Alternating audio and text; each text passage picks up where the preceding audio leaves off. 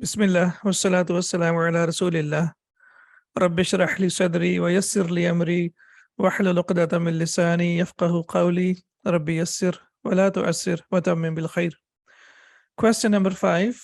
Ta'ammal ma yali. Reflect on the following or learn the possessive pronouns.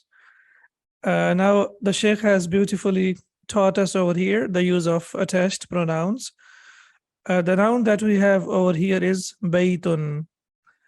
And when we use the attached pronoun with baytun, we know that the tanween disappears and it changes from indefinite noun to definite noun.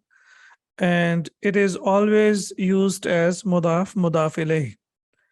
Let me repeat it again. Whenever we use attached pronoun with a noun, it is always used as mudaf ilayh. And we know that mudaf does not take tanween. So baytun and hu, when we attach hu to baytun, two changes will take place. Number one, the tanween of baytun will disappear because we know mudaf does not take tanween, right?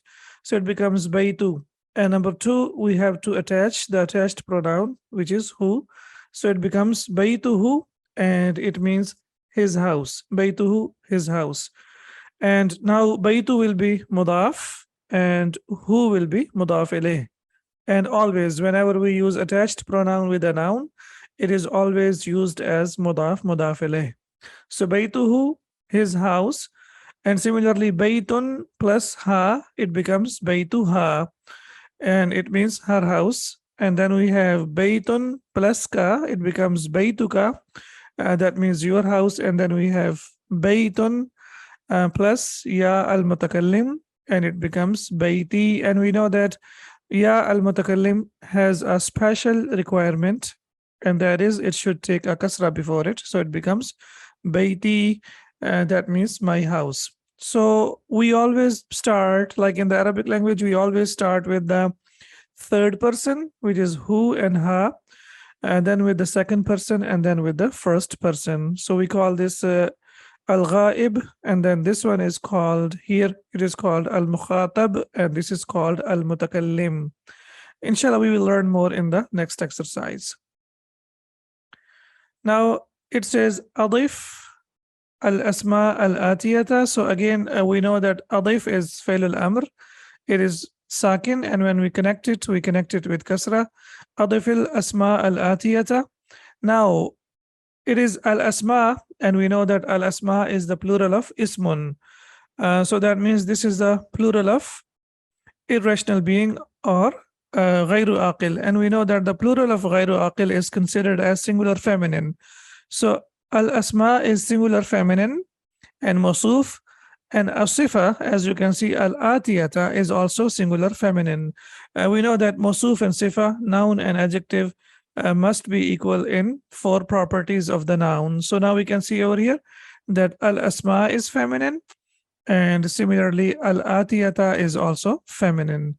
Now this rule is very important. We have learned it in the previous lessons, that the plural of ghayru aqil is always considered as singular feminine. So al-asma is singular feminine, and similarly al-atiyata is also singular, and it is also feminine. And now we can see that it is equal in 4 properties of the noun. It has al, and it has al, and similarly this is feminine and this is feminine.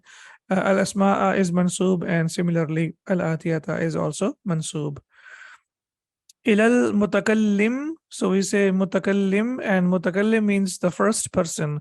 Now when we learn English language, we learn about the first person and the second person and the third person. And similarly, we have to learn now in the Arabic language. Ilal mutakallim, mutakallim means the first person, that means I or we. Al-mukhatab, this is al-mukhatab, that means the second person. Wal ghaib, and ghaib means the third person. So ghaib is used for masculine and ghaiba is used for feminine. And why we have here masculine and feminine? Because we have learned hu and we have learned ha, and we know that hu is used for the masculine and ha is used for the feminine. And similarly, if we have mukhatab, if we have for the second person, if we have feminine, it will be al-mukhatabatu. We know that when we add ta marbuta, then it changes from masculine to feminine. So the third person, kama huwa muwaddahun fil mithali, as it is explained in the example. Muwaddahun fil mithali, as it is explained or shown in the example. So now when we look at the example, we see that we have here qalamun, that means a pen. And then we say, hadha qalami, this is my pen. Ya al-mutakallim, the ya of the speaker or the first person. Hadha qalamuka, this is your pen. Hadha qalamuhu, this is his pen. And hadha qalamuha, this is her pen. So now basically, we have to focus on two things. Number one, when we use the attached pronoun, the tanween will disappear and the tanween will change into dhamma only. And number two, we have to make sure that we use the right attached pronouns following the example. So what about kitab? So it will be kitabi, hadha kitabi, excellent. And hadha, then we continue, hadha kitabuka, and hadha kitabuhu, and hadha kitabuha. So we continue like this. Hadha kitabi, hadha kitabuka, hadha kitabuhu, and hadha kitabuha. And now we can see that it's a nominal sentence. Hadha will be subject and kitabi will be predicate. Similarly, the rest of the sentences, the same idea. Sarirun, a bed, and you want to say this is my bed. So you will say hadha sariri, and then you want to say this is your bed. Hadha sariruka, and you want to say this is his bed. Hadha sariruhu, and then you want to say this is her bed. So you will say hadha sariruha. Now, two things that we need to do. Number one, we have to write it down. And number two, we have to translate it so that we get used to it. Like what's happening, basically. Sometimes we know that it means sarirun and it means sariri, but we are not used to the meaning. So what we have to do, make sure that you write out the translation or the meaning as well. So you need to write two things. Number one, the answers, and number two, the translation. Ismun, and we know that the hamza of ismun is hamzatul wasl. So we will say hadasmi, hadasmi, this is my name. So when you're reading it, you say hadasmi. Similarly, hadasmuka, this is your name. Hadasmuhu, this is his name. And hadasmuha, this is her name. Now in modern standard Arabic, it's not a problem. If you say hadha ismi, that's absolutely okay. But of course, when we are, like when we talk about the Quran and the Tajweed, then whenever we have the word ismun, and we have to make sure that whenever we connect it, we don't pronounce hamzatul wasl. Then we have mindilun, that means a handkerchief. Now you want to say, this is my handkerchief. So you say hada mindili. And similarly, you say, this is your handkerchief. You say hada mindiluka. And then similarly, hada mindiluhu and hada mindiluha. Now it's up to you to practice and to write them down. Ibnun, what about the hamza of ibnun? We know that the hamza of ibnun is also hamzatul wasl. So we will say hadhabnun, hadhabnun, and you say hadhabni, this is my son, hadhabni, and similarly hadhabnuka, this is your son, hadhabnuhu, this is his son, and hadhabnuha, this is her son. So we will, of course, say hadhabni, hadhabnuka, hadhabnuhu, and hadhabnuha, because we know that this hamza, when we connect it, we do not pronounce it. Sayyaratun, car, you want to say my car. Now, what happens with the ta marbuta? When we connect it with the attached pronouns, it changes into regular ta. So it becomes ta maftuha, as we say, or it becomes regular ta. It will not be written as ta marbuta. We will write it as ta maftuha, as we say, or we say open ta, or we say the regular ta. So it will be sayyarati, sayyaratuka, sayyaratuhu, and sayyaratuha. Then we have miftahun. And then we say my key. So we say miftahi, and your key miftahuka, and his key miftahuhu, and then her key miftahuha. And again, now we can see here the pronunciation. We have hu and then hu. So the first one is both of them are from the throat, but this one is sharp. So we say miftahuhu and miftahuha. So this is hu and this is hu. And similarly, this is hu and this is ha. So the difference over there, we need to be careful about it as well. Yadun, hand. You want to say my hand. So what do we say? Yad. Okay. So what should I say? Hada yadi or hadihi yadi? Okay. Hadihi. All right. Why hadihi? Because the human parts, the body parts that are in pairs, they are feminine. Excellent. So we say هذه يدي, هذه يدك, هذه يده, and هذه يدها. Excellent. So هذه يدي, هذه يدك, هذه يده, and هذه يدها. This is my hand. This is your hand. This is his hand, and this is her hand. So inshallah, with the practice, we will get used to it. Next, we have Iqra, read. And here, basically, what we need to focus on is the use of preposition li. And we have learned in the previous lesson that the preposition li, when it is used with the attached pronouns, then it changes into la with fatha. However, with ya, it remains kasra because we know that kasra is compatible with ya, so therefore there is no need to change it into fatha, as we cannot change it into fatha as per the rules of the Arabic language, or due to morphological reasons we can't change it. But here, the rest of the pronouns we have to change it. So we say laka, lahu, and laha. So what happened? Basically, li has changed into la. And why it has changed into la? Because it is used with the attached pronoun. So the change has to take place. Okay, but it does not take place with ya al-mutakallim. So you say, li ukhtun wahidatun, I have a sister. Alaka akhun, do you have a brother? La ma li akhun, no, I don't have a brother. Okay, this is point number 1. Do you remember point number 2 about li? What is point number 2? Which we discussed in the previous lesson. Number 1, we have learned that li changes into la when it is used with the attached pronouns. And number 2, we can use it only for the body parts, and we can use it only for the relations. So that's why we say alaka akhun, relationships. Excellent. So alaka akhun, la ma li akhun, I don't have a brother. Ukhti laha tiflun saghirun, my sister has a small child. And then you say zamili lahu akhun wa ukhtun, my colleague or my classmate has a brother and a sister. So whenever we talk about brothers and sisters, similarly the body parts, we have to use the preposition li, and we know that it will change into la when we use it with the attached pronouns. So zamili lahu akhun wa ukhtun, my classmate has a brother and a sister. Now there is no need to translate it like my colleague, he has a brother and a sister. We will simply say my colleague has a brother and a sister. Or we shouldn't say my classmate for who is a brother and a sister. So there is no need to always translate it as for, as we discussed many times. Sometimes when we use it for possession, it can be translated in different ways. For example, he has. Naqulu, we say indi kitabun, I have a book. Wa naqulu, and we say li akhun, I have a brother. La naqulu indi akhun, we don't say that I have a brother.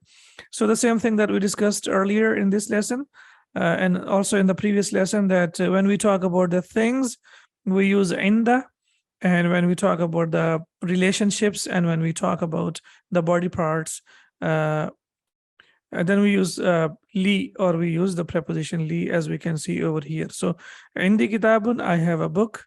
And you say li akhun, I have a brother. And we can't say indi akhun, this is a mistake. We will always say li akhun wa ukhtun if you want to talk about your brothers and sisters. Ma, with, and it is an adverb. It's not a preposition, it is an adverb. And we know that this is an adverb that is used as mudaf. It is used as mudaf. So this is adverb number 5 that we are learning over here, which is used as mudaf. What are the other ones that we have learned? We have learned tahta, and we know that it is used as mudaf. Yes, what was the other one? We have learned, yes? amama. Okay. And we have learned khalfa. Okay. And then we have also learned inda. So inda, and now this is the fifth one, as we can see over here, number 5. So these are 4, and this is number 5. Ma, which is also used as special mudaf, that means with. Kharaja Hamidun ma'a Khalidin. And we know because it is used as mudaf, that's why after ma, the noun has to be majroor, it will be mudaf ilayh. So it will be Kharaja Hamidun ma'a Khalidin. Hamid went out with Khalid. ذهب الطبيب مع المهندس. Again, we can see over here that the doctor went with the engineer. So we can see over here, this construction is mudaf ilayh, and similarly here, it is mudaf ilayh. جلس المدرس مع المدير. The teacher sat with the manager. من معك يا علي? Who is with you, O Ali? معي زميلي, my classmate is with me. So we don't really need to say with me is my classmate. We can also say my classmate is with me. Aminatu ma'aha zawjuha. Amna's husband is with her. Aminatu ma'aha zawjuha. Amna's husband is with her. Kharaja abi min al-bayti. My father went out of the house. Man kharaja ma'ahu. Who went out with him? Kharaja ma'ahu ammi. My uncle went out with him. Amina is with her husband. Excellent. Yeah, that's also very good translation. Aminatu ma'aha zawjuha. Amina is with her husband. That is also very good translation. Excellent. And then we say, Man kharaja ma'ahu. Who went out with him? Kharaja ma'ahu ammi. Ammun is basically uncle. And then we say, my uncle. So we say, ammi. My uncle went out with him. So this is the information that we have about ma. So now, inshallah, we have learned around 5, adverbs that are used as mudaf. And I think there are like only 2 or 3 more that we have to learn that have been basically used in the Quran as mudaf. So alhamdulillah, most of it is already covered. Question number 8, baytun.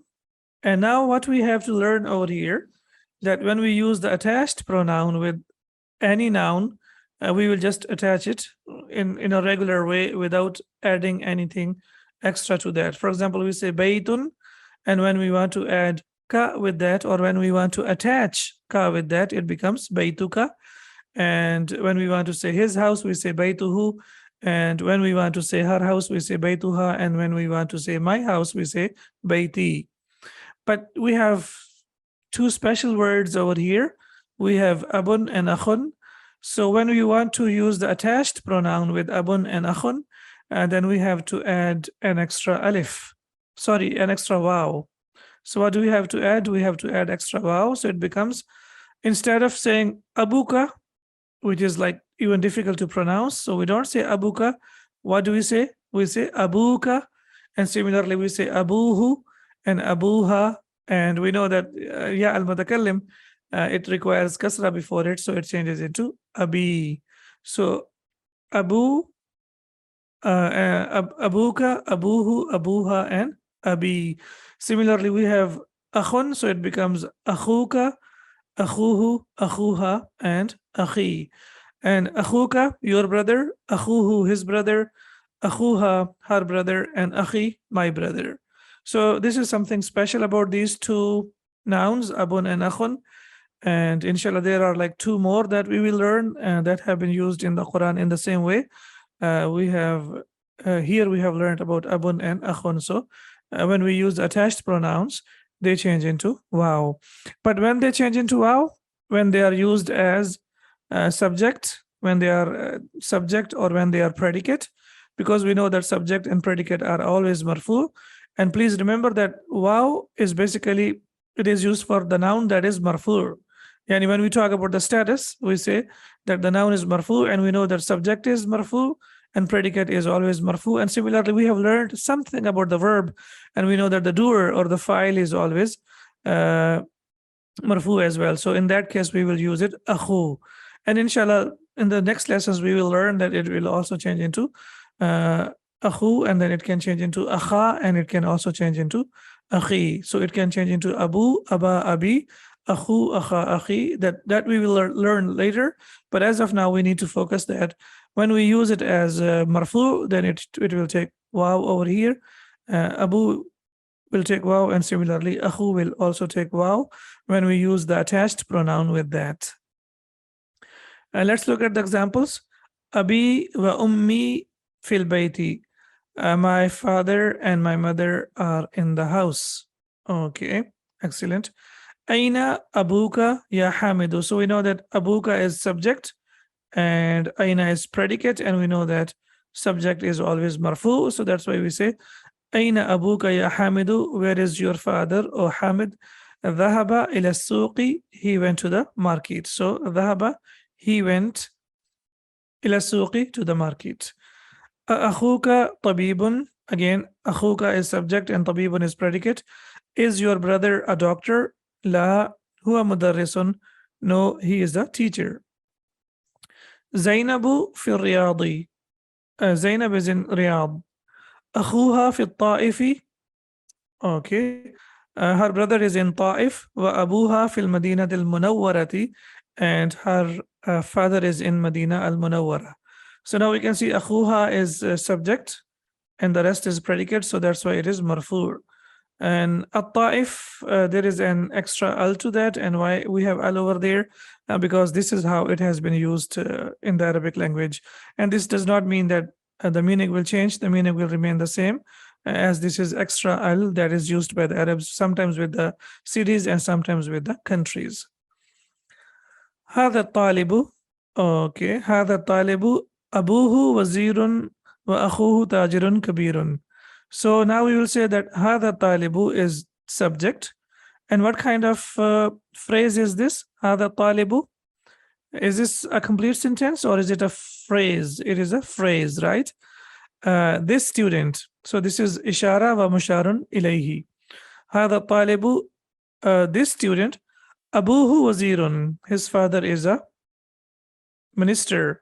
Now we can see over here that a complete sentence is predicate. So this is subject. And now we can see that a complete sentence can be a predicate as well. And this is a very good example that the whole sentence will be predicate. Abuhu wazirun. Wa means and we know that it is used to connect two nouns or two verbs or two sentences. Wa akhuhu tajirun kabirun, and his brother and his brother is a big merchant. So the whole sentence will be predicate, as we can see over here. So this is what we need to know about abun and akhun. And inshallah, when we move on to the next exercise over here, exercise number 9, something inshallah you already know, as we have learned in the basic concepts, and also we have discussed it in detail. Now we can see that Muhammadun, Khalidun, Hamidun, Abbasun, and Mahmudun, they all carry tanween. And we know that most of the Arabic names, most of the Arabic masculine names, as we know, most of them are, or they accept tanween. Most of them accept tanween, as we can see over here. And we know that except for the names of the prophets. And we have learned some exceptions. And now the second thing that we have learned, so we say that they are munsarif. In Arabic, we say munsarif. And in English, we say triptot, or we say they are flexible. Flexible means that they will have 3 different states. So we say Muhammadun, Muhammadan, Muhammadin, Khalidun, Khalidan, Khalidin, and so on and so forth. But when we say Hamzatu, now we can see that Hamzatu does not accept tanween.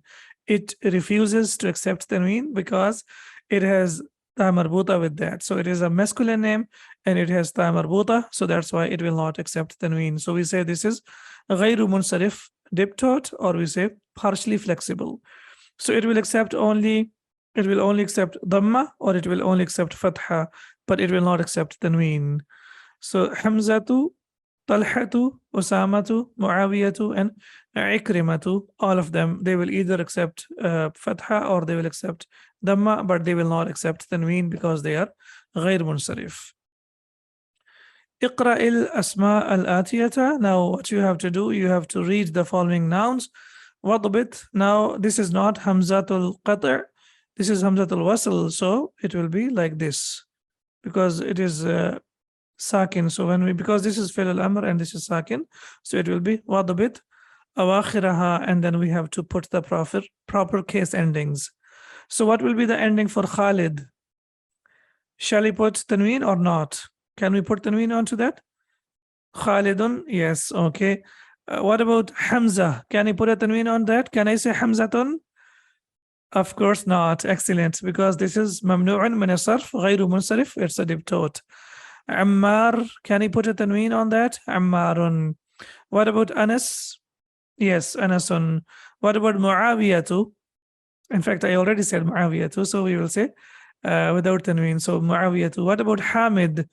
We will say Hamidun. What about Usama? Usama, two. Excellent. And Ikrama, so it will be Ikrama too. So basically it is Ikrama, as we can see over here. So there is a small typo over here as well. Ikrama too. It is also a beautiful name as well. So it will, what about Abbas? We will say Abbasun. Muhammad, we will say Muhammadun. And Talha, we will say Talha too. Now we know that Muhammad, of course, the name of our beloved Prophet sallallahu alaihi wasallam. So when we refer to Prophet Muhammad sallallahu alaihi wasallam, then it's a must for us, or it's wajib for us to say to send salutations to him sallallahu alaihi wasallam. But if it's a general name for anyone else, then there is no need to say sallallahu alaihi wasallam. Of course, we know about that. So here it's a common name; it's the name of anyone else. So that's why there is no need to say sallallahu alaihi wasallam. But when we refer to our Prophet, then of course we will say sallallahu alaihi wasallam. Al-kalimatu al-jadidatu. So now we know al-kalimat is the plural of kalimatun, and this is feminine, and that's why the adjective that we have is also feminine. So both of them are feminine now, and they are equal in four properties of the noun. What are the four properties of the noun? Man'ud and nat. Do you remember those four properties of the noun quickly? C, G, and S. Excellent. Capacity, gender, number, and status. Perfect.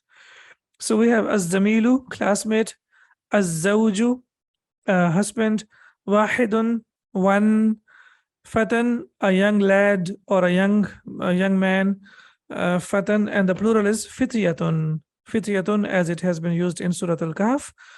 So fatan is for singular masculine, a young lad, and within we say fitriyatun will be the plural.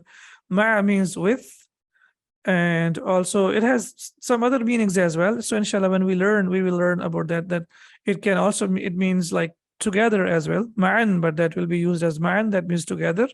Then we have at-tiflu, child, and al-Kuwaitu, as we know that it's the name of the country, Kuwait.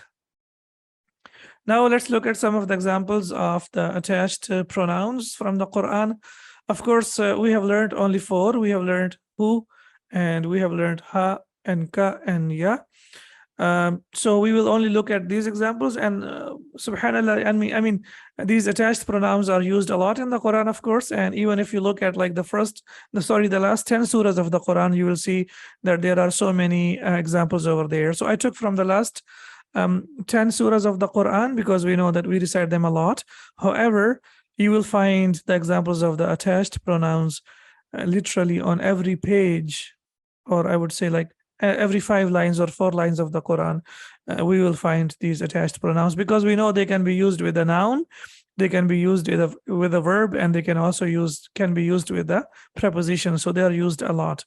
So a'udhu billahi minash shaitanir rajim. So we have the first one, fasabbih bihamdi rabbika wastaghfirh. So it's basically wastaghfirhu.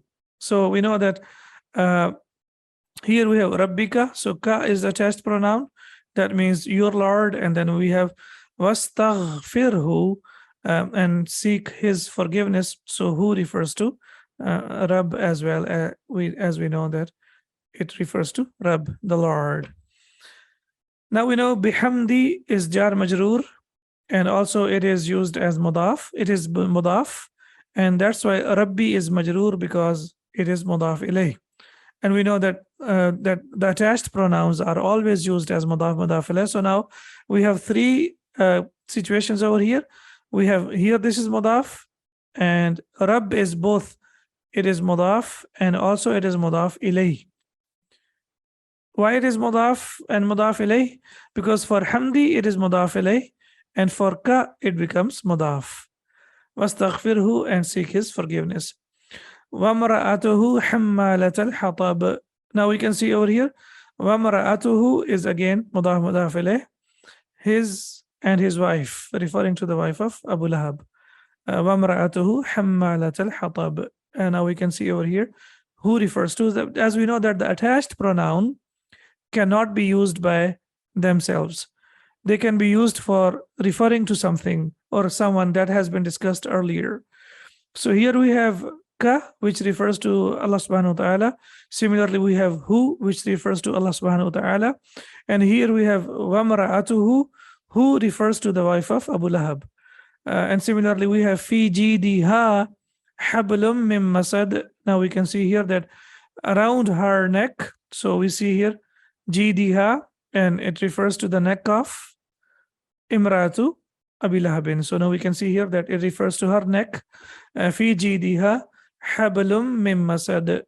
Around her neck will be a rope of palm fiber. So we can see her jidiha.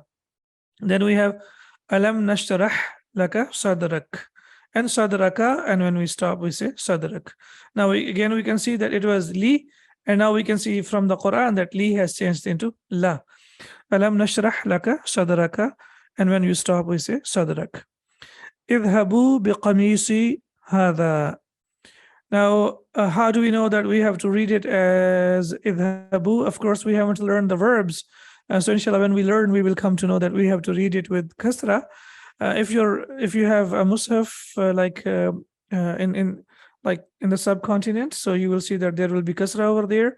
This is fi'l al-amr, excellent, but in mushaf al-Madinah al-Munawwara, we don't really see kasra over there. So that's why we need to learn Arabic as well, so that we know how to pronounce it or how to read it properly. Biqamisi hadha, take this shirt of mine. Now I have a question. Why hadha has come after mudaf mudaf ilayh, and why not before mudaf mudaf ilayh? It's a very important thing that we need to learn now. We have learned it already, but now we need to focus on this more. So what happened over here? Basically, qamisi is mudaf mudaf ilayh. If you use hadha before it, if you say hadha qamisi, the meaning will be this is my shirt. The meaning will be this is my shirt.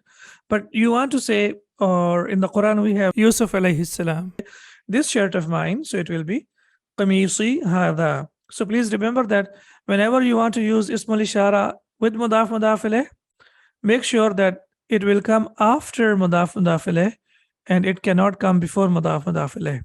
If you use it before, then it becomes subject and predicate. But we want to use it as what? We want to use it as ishara. So whenever you want to use it as ishara, then you have to make sure that you will use it after the possessive phrase, or after the thing possessed and the possessor, or mudaf mudaf ilayh. Then we have in the end, lakum dinukum waliya dini. Now something very beautiful about the Arabic language, and especially about the Quran, that ya al-mutakallim in the Quran, it gets dropped sometimes. It gets dropped, yeah. So if you look at the translation, it says lakum dinukum, for you is your religion, waliya, and for me dini is my religion. But of course, because we don't have ya al-mutakallim, so we don't have to recite it dini. That will be a mistake. So if you stop on that, you will say waliya din. And if you want to continue for the next surah of the Quran, waliya dini, and then you continue for the next surah of the Quran. So similarly in the Quran, whenever you see Rabbi, so whenever you see Rabbi, then that means over there ya al-mutakallim has been dropped. Then it will be translated as my Rabb or my Lord. Rabbi inni da'awtu qawmi laylan wa nahara. So we have so many verses in the Quran where you see that we have Rabbi, so that means it was basically Rabbi, ya al-mutakallim was there, and it has been dropped. And why it has been dropped? And this is the beauty of the Quran, and this is the beauty of the Arabic language, and that's why we are learning that all these small details, so that inshallah we are able to focus on the Quran and learn more and more. سبحانك اللهم وبحمدك أشهد أن لا إله إلا أنت أستغفرك وأتوب إليك. السلام عليكم ورحمة الله وبركاته.